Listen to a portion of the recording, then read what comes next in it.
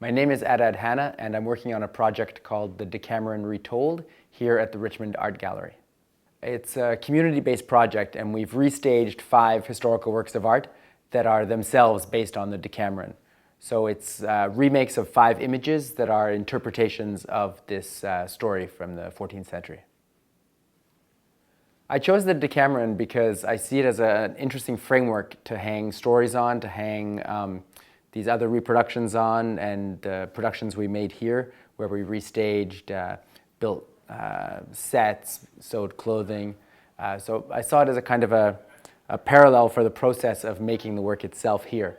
So we had a group of volunteers working together for a month, and in a way, to me, that mirrors the story in the Decameron where you have 10 people sequestered for 10 days.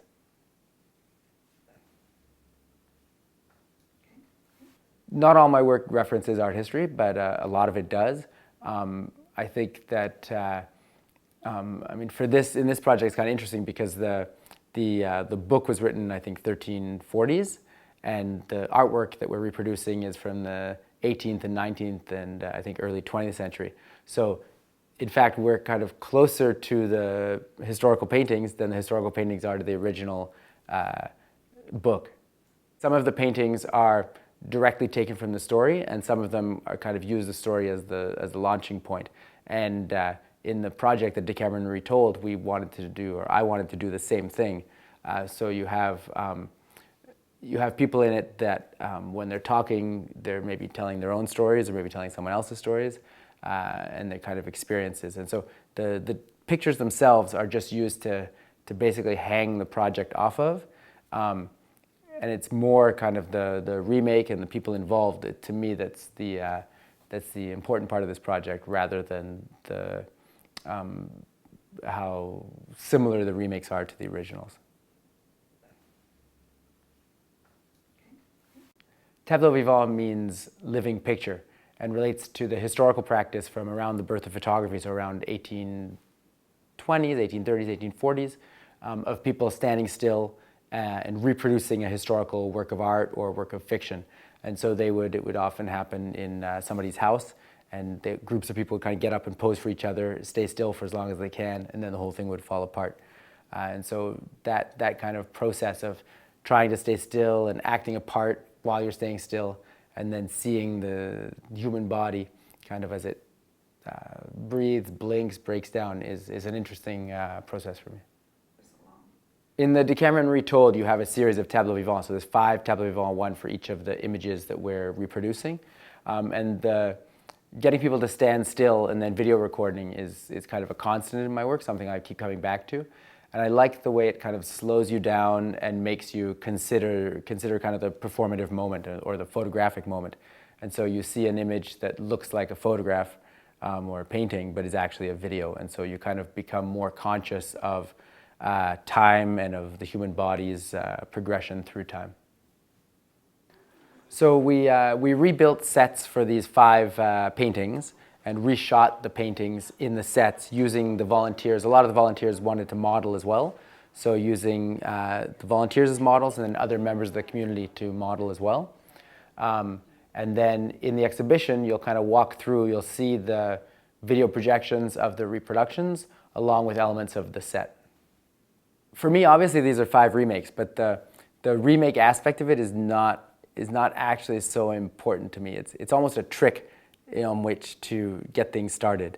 So you have like a goal, and you take something apart and you put it back together in the most complicated way, the most difficult way you can. And that's kind of what we've done in this project. But what that allows is for all this kind of creativity to happen within the remake.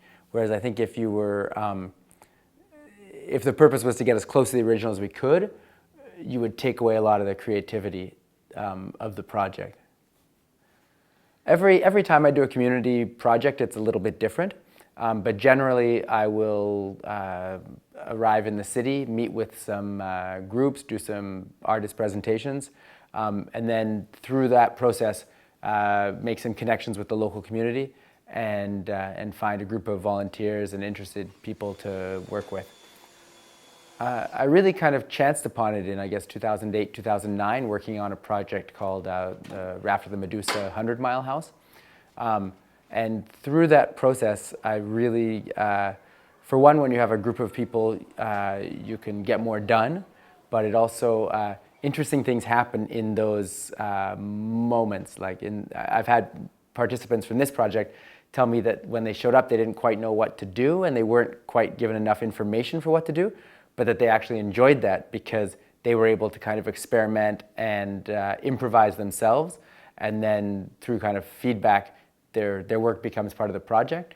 But when you work with volunteers, there's a kind of a give and take process, and so that's interesting to me. And I think you kind of can see that in the finished work. When you experiment and when you have improvisation, it can be risky because you also have a deadline. You have a date when the show opens. But I feel like I've been through this process enough times, and I'm lucky to have a track record that means that that curators can trust me to finish a project on time and have it ready. But there's moments in there where you wonder what you're doing or what comes next or how this will finish or will it make sense. And I mean, even as we do this interview, we're still putting together the show, so I don't 100% know if everything will be ready and what the show will look like eventually. But I guess I've been through this process enough times to know that I think I'll pull it together. I think it's common to not know where you're going with an art project and to have some variables. And while that can be frustrating, I guess with this process we've chosen to kind of embrace it. So letting things happen, giving things the space to happen, and then when needed, cutting things away or pushing something forward so that you get where you need to get in time. The volunteers we've had came from Richmond and all over the Lower Mainland, and the kind of the breadth of volunteer and the different backgrounds, different abilities, different life experience. It was really I think we had maybe 50 participants or something, and just the energy people brought to the project and their generosity was really moving for me. I mean, it's always, I guess, the case with these projects, but in the size of the project was larger, and people's time commitments were quite large, and yeah, I was really impressed by everybody who helped bring this project to reality. Halfway through the project, we had a series of dinners, and we got all the volunteers together and had a meal together.